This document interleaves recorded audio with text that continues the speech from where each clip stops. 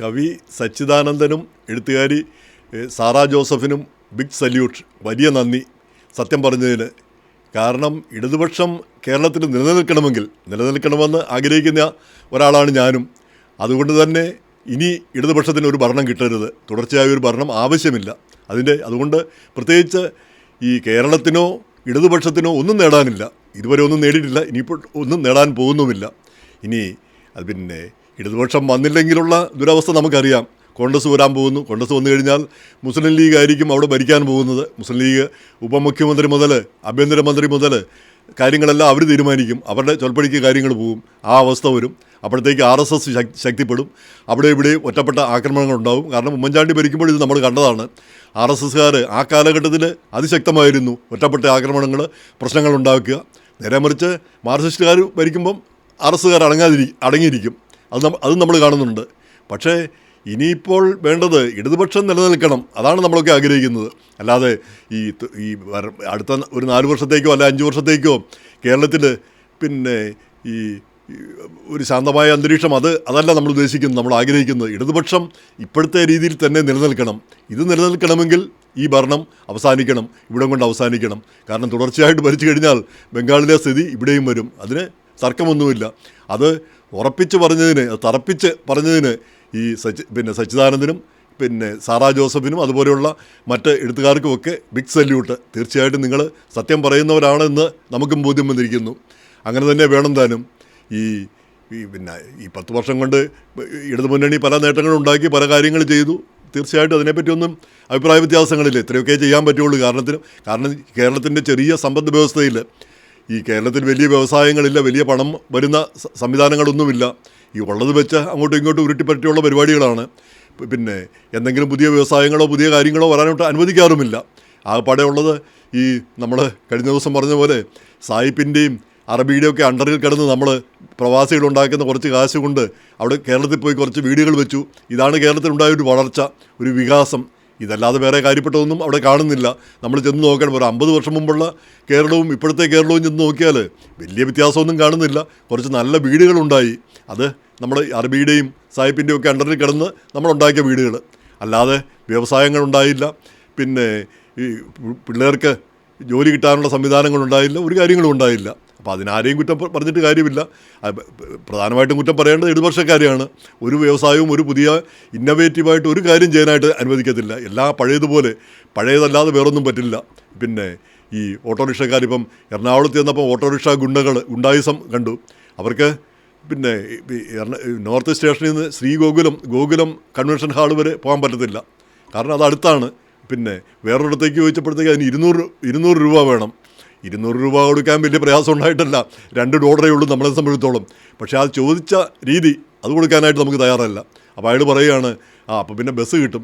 ഞാൻ പറഞ്ഞു ബസ് കിട്ടും, ചിലപ്പം കാറ് കിട്ടും, അങ്ങനെ പലതും കിട്ടും. അതൊക്കെ മേടിച്ച് നമുക്ക് പോകാനായിട്ട് അത് നമ്മൾ തീരുമാനിക്കും. അപ്പോൾ അങ്ങനെയുള്ള ഗുണ്ടായിസം, ഈ അട്ടിമറിക്കാരുടെ ഗുണ്ടായിസം, ഇങ്ങനെയുള്ള ഗുണ്ടായിസങ്ങൾ മനുഷ്യന് സ്വതന്ത്രമായിട്ടോ സ്വസ്ഥമായിട്ടോ ജീവിക്കാൻ പറ്റാത്ത ഒരു സാഹചര്യം. അതിന് പുറമെയാണ് ഇപ്പോൾ സദാചാര ഗുണ്ടായിസം. ഇപ്പോൾ കണ്ടില്ലേ, ഷിംജിത ജയിലിൽ നിന്ന് ഇറങ്ങിയിട്ടില്ല. നാളെയോ മറ്റേ ജാമ്യം കിട്ടുള്ളൂ എന്ന് തോന്നുന്നു. ഈ സദാചാരം ബസ്സിൽ വെച്ച് ഒരു ചെറുപ്പക്കാരൻ സ്ത്രീകളെ സ്പർശിച്ചു എന്നും പറഞ്ഞ് അവർ വീഡിയോ ഉണ്ടാക്കുന്നു. അവിടെ വെച്ച് രഹസ്യമായിട്ട് വീഡിയോ ഉണ്ടാക്കുന്നു. ആ വീഡിയോ പ്രസിദ്ധീകരിക്കുന്നു. അത് കണ്ടപ്പോഴത്തേക്ക് ആ ചെറുപ്പക്കാരൻ ജീവനൊടുക്കുന്നു.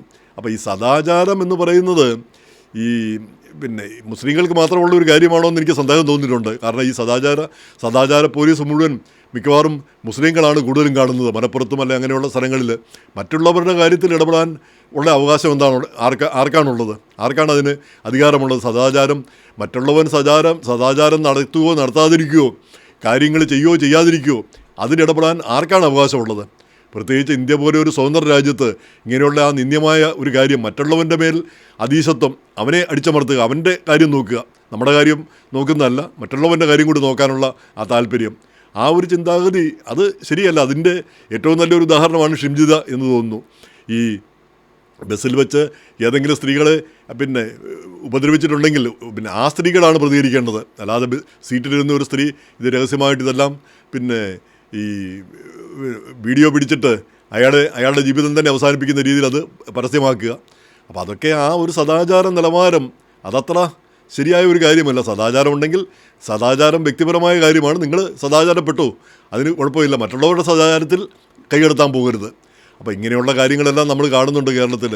അതിൻ്റെ ഇടയ്ക്കാണ് ഈ ഇങ്ങനെ സച്ചിദാനന്ദനെ പോലെയും സാറാ ജോസഫിനെ പോലെയും ഉള്ളവർ ചില സത്യങ്ങൾ പറയുന്നത്. കാരണം ഇടതുപക്ഷം ഇവിടെ നിന്നില്ലെങ്കിൽ ഈ അനാചാരങ്ങളും അസഹിഷ്ണുതകളും ഒക്കെ പിന്നെയും കൂടുകയല്ലാതെ കുറയാൻ പോകുന്നില്ല.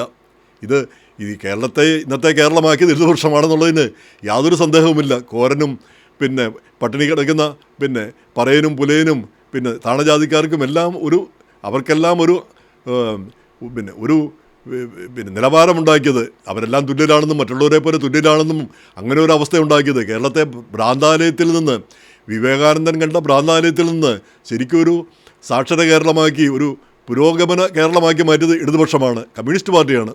കാര്യത്തിൽ ഒരു തർക്കവുമില്ല. ആ കമ്മ്യൂണിസ്റ്റ് പാർട്ടിയെ കണ്ട് ഈ കോൺഗ്രസ്സുകാരും KSU ഒക്കെ കമ്മ്യൂണിസ്റ്റുകാരേക്കാൾ വീര്യമായിരുന്നു പണ്ടത്തെ KSUവിന്. ഇന്ന് അവരൊക്കെ എവിടെ പോയോ, അവരെയൊന്നും കാണാൻ കൂടിയില്ല, അന്യം നിന്ന് പോയിരിക്കുന്നു. അപ്പോൾ അങ്ങനെയുള്ളൊരു കാലാവസ്ഥയിലാണ് ഇടതുപക്ഷം നിന്നു പോവുക, ഇല്ലാതാവുക. അത് നമുക്ക് സഹിക്കാനാവുന്നില്ല. കാരണം അതാണ് ഉണ്ടാകാൻ പോകുന്ന ഭരണ തുടർച്ച വന്നു കഴിഞ്ഞാൽ പിന്നെ ഇതിനേക്കാൾ വഷളായിരിക്കും കാര്യങ്ങൾ. ഇപ്പോഴത്തെ പോലെ ആ സ്റ്റാറ്റസ് കോ അത് വേണ്ട. അതിനേക്കാൾ നല്ലത് ഇവർ വരട്ടെ. ഇവർ വന്ന് കാട്ടിക്കൂട്ടാൻ പോകുന്നത് എന്താണെന്ന് നമുക്കിപ്പോൾ തന്നെ അറിയാം. രണ്ടാമത്തെ കാര്യം, BJP വളർന്നു വരുന്ന BJP അത് ശക്തിപ്പെടുന്നു. ആ BJPക്ക് അനുകൂലമായിട്ട് ഇപ്പോൾ ക്രിസ്ത്യാനികൾക്കിടയിലൊക്കെ ഒരു വിഭാഗം ചിന്തിക്കുന്ന ഒരു അവസ്ഥ വന്നിരിക്കുന്നു. അപ്പോൾ അങ്ങനെ ഉള്ള ഒരു അവസ്ഥ ഉണ്ടാക്കിയത് ആരാണ്? അപ്പോൾ പിന്നെ അതിനുള്ളൊക്കെ ഒരു മാറ്റങ്ങൾ ഉണ്ടാവേണ്ടതല്ലേ. ഇപ്പോൾ BJP മോശമാണെന്ന് എനിക്ക് അഭിപ്രായമില്ല. പക്ഷേ BJP വന്നു കഴിഞ്ഞാൽ ഈ ഛോട്ടാ സഹാക്കന്മാർ ചെയ്യുന്നത് പോലെ അതേ പരിപാടി അവിടുത്തെ RSSൻ്റെയും പിന്നെ BJPയുടെയും ഒക്കെ ആളുകൾ ചെയ്യാൻ തുടങ്ങും. ഇല്ലാത്ത പ്രശ്നങ്ങൾ ഉണ്ടാക്കും, കുത്തിപ്പൊക്കും, മതപരമായ പ്രശ്നങ്ങൾ ഇല്ല, ചെറിയ ചെറിയ കാര്യങ്ങൾ.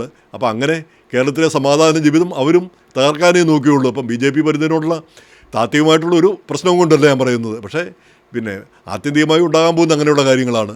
അപ്പോൾ ഇങ്ങനെയുള്ള ഒരു സാഹചര്യത്തിൽ ഇടതുപക്ഷം ഇനി വേണ്ട, ഇനി അവർ മറ്റവർ ഭരിക്കട്ടെ, മറ്റവരിനി ഒരു 5 വർഷം അവർ കുളവാക്കി തരട്ടെ. നമ്മുടെ പിന്നെ കേരളം എന്തായാലും ആര് ഭരിച്ചാലും കേരളത്തിൽ കാര്യമായിട്ടൊന്നും നടക്കാൻ പോകുന്നില്ല എന്ന് ഈ 50 വർഷത്തെ ചരിത്രം കൊണ്ട് നമുക്ക് മനസ്സിലായിട്ടുണ്ട് ഏകദേശം. അവിടെ ഒന്നും നടക്കാൻ പോകുന്നില്ല.